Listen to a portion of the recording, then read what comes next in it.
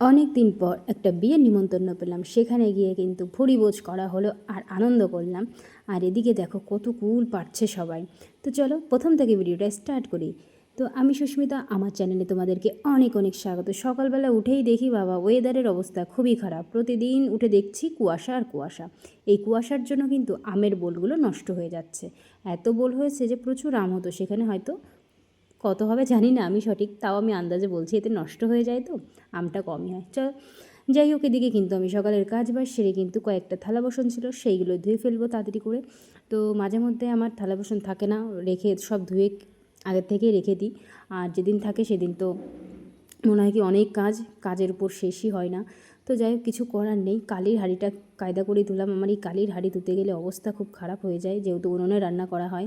কিছু করার নেই। যাই হোক, এদিকে থালা বাসন ধোয়া হয়ে গেলে তারপরে আমি একটু ব্রাশ করে নিলাম, একটু ফ্রেশ হয়ে নেব। সকালের মোটামুটি সব কাজ বাজ হয়ে গেছে আর কি। মা কিছুটা করেছেন, দুজনে মিলেই তাড়াতাড়ি করে ফেলেছি। আজকে সকাল সকাল রান্না করব হচ্ছে রুটি করব আর আলুর তরকারি। তো কর্তামশাই বললো আজকে খেয়ে যাবে, তার জন্য আজকে 6টা 6:30টার মধ্যে, মানে সকাল 6:30টার মধ্যে আমার রান্না কমপ্লিট হয়ে গেছে।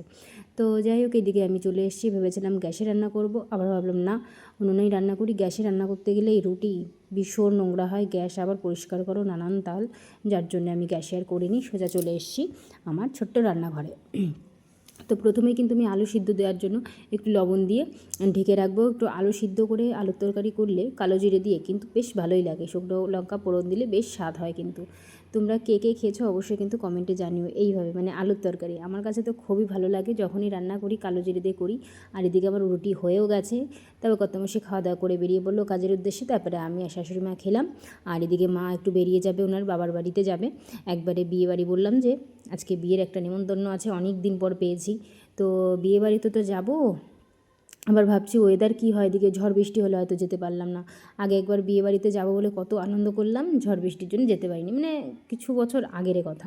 তো যাই হোক, এখনও কোনো আশা করিনি যে যাবো কি না। তো যাই হোক, ঠাকুরের ইচ্ছায় ওয়েদারটা ভালো ছিল বলে যেতে পেরেছি। তো আমার জায়ের কাছে আমি একটু সাজগোজ করেছিলাম, নর্মাল একটা লুক দিয়েছিলাম। বেশ, আমার যা খুব সুন্দর সাজায়, আর ওর হাতে একটা জাদুই আছে। তো যাই হোক, এদিকে কিন্তু আমি ঘরটারগুলো একটু গুছিয়ে নিলাম। বেডশিটটা ঠিক করা হয়নি সকালবেলা, কাজের জন্য ওইদিকে চাপে আর হয়নি। ঘরে এসে একটু দেরি হয়ে গেছিলো, তারপরে এসে সব ঘরগুলো কিন্তু পরিষ্কার করে নিয়েছি, মানে মুছে ফেলেছি সব। ঘর মোছা হয়ে গেলে কিন্তু চান করে পুজোটা দিয়ে দেবো, ব্যাস হয়ে গেল মোটামুটি সকালের কাজ বাজ। তো আজও একটু শাড়ি পরেছিলাম, অনেক দিন মানে অনেক দিন বলতে কি, সবসময় তো আমি শাড়ি পরি না, নাইটিটাই পরা হয়। গরমের মধ্যে তো আর কদিন পরে পরবোই না, কি বলবো। আর শাড়ি পরতে ভীষণই ভালো লাগে পরতে, বেশ লুকটা চেঞ্জ হয়ে যায়, একটু বউ বউ লাগে মনে হয়। তো কর্তামশাই খুব পছন্দ করে এই শাড়ি পরাটা, কিন্তু আমি একদমই পরি না, আমার একদমই ভালো লাগে না শাড়ি টাড়ি পরতে, কিন্তু মাঝে মধ্যে মনে হয় একটু পরি। তো যাই হোক, আজকেও পরেছি, আগের দিনও কিন্তু পরেছিলাম। তো এদিকে কিন্তু আমি আজকে শ্যাম্পু করেছি। তো শ্যাম্পু করার পরে একটু সিরাম নিয়ে নিলাম। চুলে একটু সিরাম না নিলে চুলের যা জট পাকে, আর চুল তো আমার উঠে একদম শেষ, মাথার সামনে একেবারে টাক পড়ে গেছি, টাক।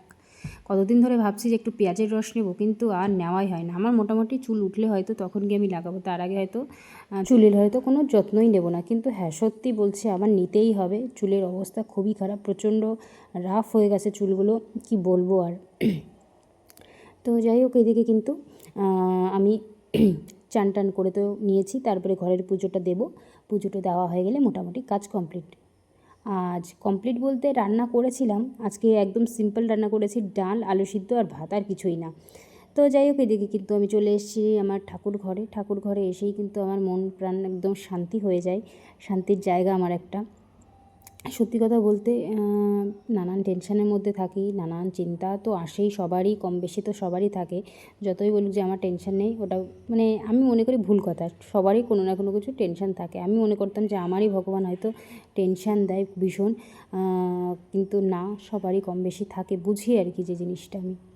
তো যাই হোক, এদিকে কিন্তু ঠাকুরেরকে পুজো দিয়ে দিলাম। তো পুজো দেওয়ার পরে চলে গেছিলাম হচ্ছে আমার জায়ের বাড়িতে। ভীষণভাবে আমাকে ডাকছিল যে একটু আসো, দরকার আছে।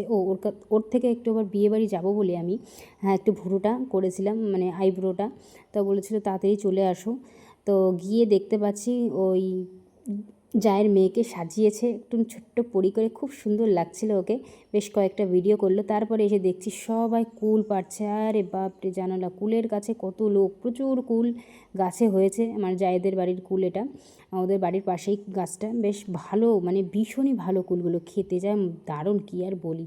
তো এইদিকে দেখো আমাদের এদিকে রাস্তা হবে, ঢালাইয়ের রাস্তা, তার জন্য সব কিছু মানে পরিষ্কার করছে। আর আমার ওই গাছগুলো, ফুল গাছগুলো সবাই ফুল নেয়, কী দিতে পুজো দেবো সেটাই ভাবছি। তো যাই হোক, বিকাল টাইমে রেডি টেডি হয়ে প্রায় সন্ধ্যা 7:30টার দিকে বেরিয়ে গেছি, বিয়েতে গেছি। মা এদিকে তো আগেই চলে এসেছিলো, মায়ের সঙ্গেই এসেছি। তো এদিকে এসে যা ভিড় দেখছি কি বলবো, কোনো জায়গায় একটা চান্স পাচ্ছি না একটু ছবি টবি তোলার। যাই হোক, কোনো রকম 2-1টা ছবি তুললাম কর্তামশাইয়ের সঙ্গে আর সবার সঙ্গে, শাশুড়ি মায়ের সঙ্গে। এখানে তো পিড়িতে বসে গেছে, আর এদিকে মন্ত্র পড়ছে। তো সেই বিয়ের দিনের কথাগুলো মনে পড়ো, সেই দিনগুলো। তো যাই হোক, এদিকে কিন্তু খাওয়া দাওয়া সেরে লাস্ট আইসক্রিমটা নিয়ে আমরা বেরিয়ে পড়লাম বাড়ির উদ্দেশ্যে। তো যাই হোক, ভিডিওটা বন্ধুরা এই পর্যন্তই শেষ করছি।